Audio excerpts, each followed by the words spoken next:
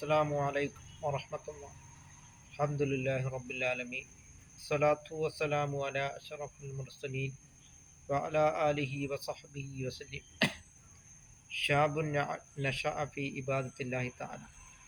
യുവത്വത്തെ അള്ളാഹുവിൻ്റെ മാർഗത്തിൽ വളർന്നവന് അവന് നാളെ അർശിൻ്റെ തണലുണ്ട് എന്നാണ് സയ്യിദുനാ മുഹമ്മദ് റസൂലുള്ളാഹി സ്വല്ലല്ലാഹു അലൈഹി വസല്ലം തങ്ങൾ പറഞ്ഞിട്ടുള്ളത്. അതുകൊണ്ട് നാം അള്ളാഹു തആല നമുക്ക് നൽകിയ ഈ യുവത്വത്തെ എല്ലാം അള്ളാഹുവിൻ്റെ പ്രീതിയിലായിട്ട് നാം ചെലവഴിക്കുവാൻ നാം ശ്രമിക്കുക. അതുകൊണ്ടാണ് സയ്യിദുനാ റസൂൽ കരീം സ്വല്ലല്ലാഹു അലൈഹി വസല്ലം തങ്ങൾ പറഞ്ഞിട്ടുള്ളത്, രണ്ട് കാര്യങ്ങളെപ്പറ്റി അള്ളാഹു റബ്ബുൽ ആലമീൻ ലോകരക്ഷിതാവായ അള്ളാഹുവിൻ്റെ മുന്നിൽ ചോദ്യമുണ്ടാകുന്നതാണ്. ഇവകൾ എന്തിനു വേണ്ടി ചെലവഴിച്ചു? അസ്സിഹത്തു വൽ ഫറാ. അള്ളാഹു തആല നമുക്ക് നൽകിയ ആരോഗ്യവും ഒഴിവുകാലവുമാണ്.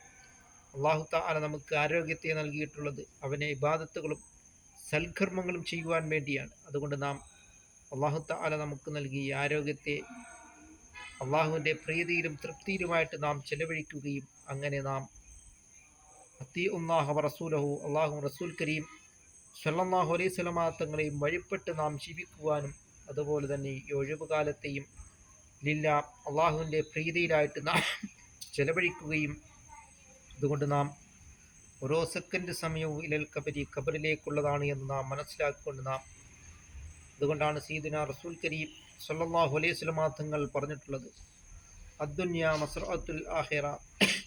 ഈ ദുനിയാവ് ആഖിറത്തിലേക്കുള്ള കൃഷിയിടമാണ് എന്ന സയ്യിദുനാ മുഹമ്മദ് റസൂലുള്ളാഹി സ്വല്ലല്ലാഹു അലൈഹി വസല്ലം തങ്ങൾ പറഞ്ഞിട്ടുള്ളത്.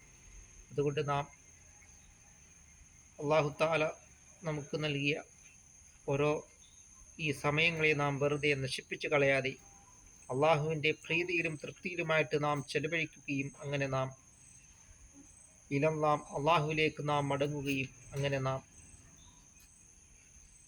അസ്സലാത്തു അലാ റസൂലില്ലാഹി സ്വല്ലല്ലാഹു അലൈഹി വസല്ലം, പുണ്യനബി സ്വല്ലല്ലാഹു അലൈഹി വസല്ലം തങ്ങളുടെ പേരിൽ രാവും പകലുമായി ധാരാളം സ്വലാത്തുകൾ നാം വർദ്ധിപ്പിക്കുകയും അങ്ങനെ ഇലല്ലാം അള്ളാഹുവിലേക്ക് നാം മടങ്ങുക. പുണ്യനബി സ്വല്ലല്ലാഹു അലൈഹി വസല്ലം തങ്ങളോടൊപ്പം നാളെ ജന്നാത്തുൽ ഫിർദൗസിൽ അല്ലാഹു തആല നമ്മളെ ഉൾപ്പെടുത്തുകയും ചെയ്യുമാറാകട്ടെ.